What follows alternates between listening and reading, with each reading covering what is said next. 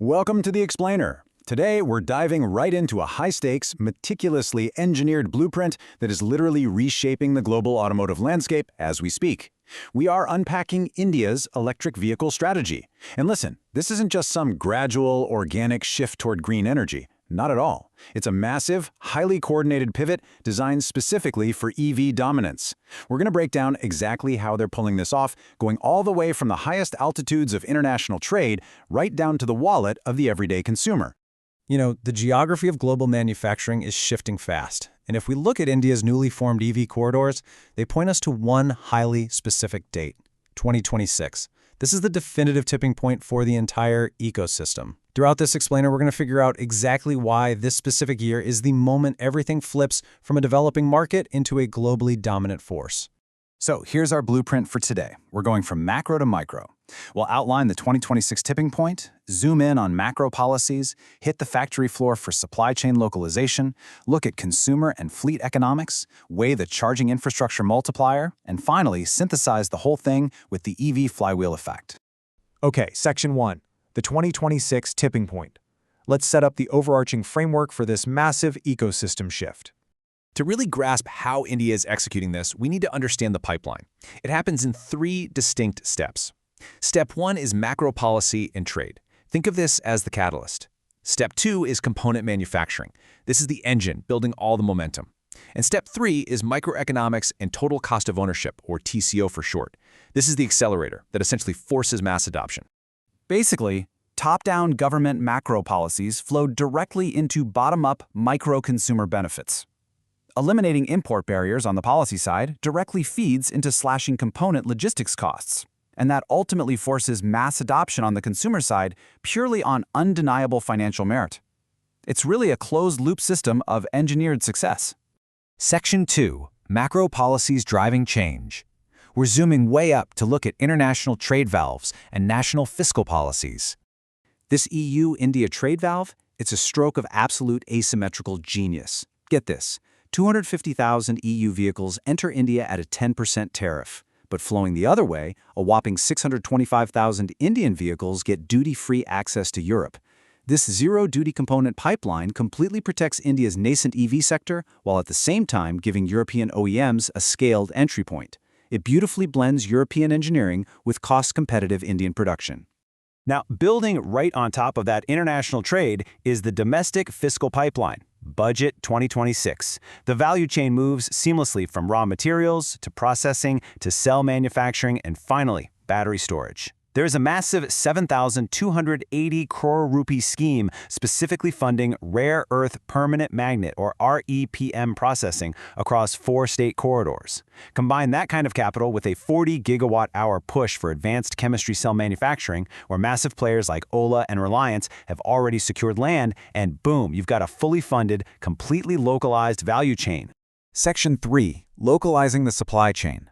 Let's move from national policy down to the nuts and bolts of the actual manufacturing floor. You see, you simply can't reach a tipping point if you're relying heavily on imports. While high-opportunity tech, like lithium-ion cells, currently relies on foreign markets, there are components like wiring harnesses, aluminum die-cast mechanicals, and rare earth magnets that are primed right now for local micro, small, and medium enterprises. By localizing these immediate targets first, India aggressively slashes upfront costs. When you look at the exploded anatomy of an EV and map where these localized components fit, the opportunity scales massively. Localizing battery packs, power electronics, and electric motors doesn't just build a strong domestic market. It primes the whole ecosystem for global export. We're talking finished battery packs and EV powertrains targeting the US, EU, and APAC markets straight from Indian factory floors. Section 4. Consumer and fleet economics. This is where adoption is forced purely by the math. Let's talk real numbers. If we compare the cumulative total cost of ownership of a 14.5 lakh Tata Nexon EV to a 10.5 lakh petrol Nexon over, say, 1,000 kilometers a month, the EV obviously starts with a much higher upfront price tag, but those curves converge incredibly fast. So the ultimate question is, when exactly does the EV become mathematically profitable? The answer? 54 months. That's the exact profitability horizon. In just 4.5 years, a standard consumer driving normal city miles completely breaks even, and every single kilometer after that, pure savings. How do we get to a 54-month break-even? It comes down to stark running costs. Petrol runs about 7 rupees and 50 paise per kilometer. The EV, just 1 rupee and 7 paise on home charging. That generates over 88,000 rupees in annual savings on fuel and maintenance alone. The microeconomic math here is so undeniable that consumers don't even have to care about the environment to buy an EV. They just have to care about their wallets. Now, if the savings are that amazing for a consumer driving just 1,000 kilometers a month, imagine the math for a business that's driving all day, every day. Let's look at 3 key commercial fleet segments: urban mini trucks doing last-mile delivery, intermediate commercial vehicles handling regional logistics, and heavy-duty city buses running state transport. Across this commercial ROI matrix, the incentives are absolutely massive. Urban mini trucks pocket 50,000 to 100,000 rupees in annual savings.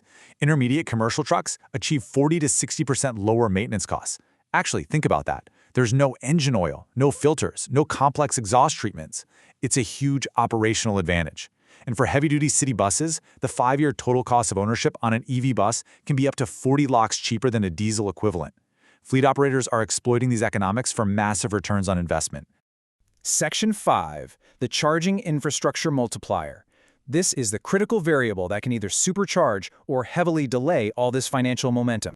See, this entire economic argument completely relies on efficient charging. Doing 100% home or depot charging gives you a cost base of around 8 rupees per kilowatt hour, maximizing fleet ROI.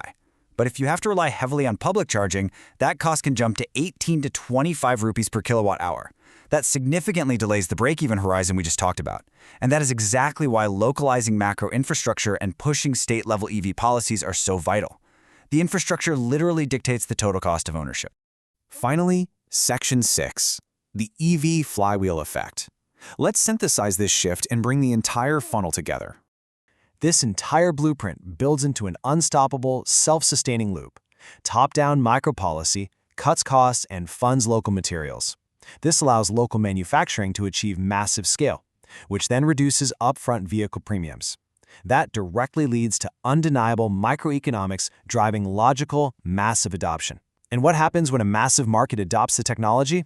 It attracts global investment and export capabilities, feeding right back into the macro policy. It's top-down policy engineering, bottom-up profitability, a true self-sustaining flywheel.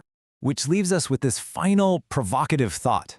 We've seen exactly how India's engineered ecosystem works, proving that EVs aren't just an ecological choice, they're a vastly superior economic one. So as this 2026 tipping point approaches and this bottom-up profitability blueprint hits full scale, how is this going to disrupt legacy automakers globally, who are still relying on traditional, top-heavy models?